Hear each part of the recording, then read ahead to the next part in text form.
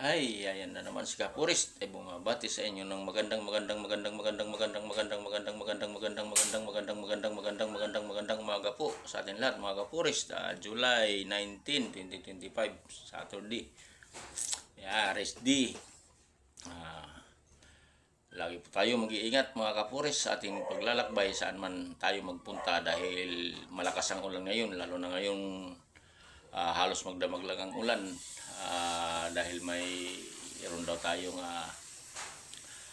bagyo, yung bagyong Krising, kaya ingat po tayo palagi sa ating paglalakbay at maraming mga baha. Kawawa yung mga probinsya na binabaha ngayon.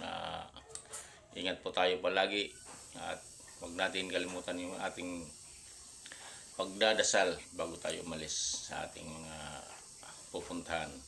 Palala lamang po mula kay Kapurist Vlog Adventure. Magandang umaga po sa ating lahat. Follow and share lang.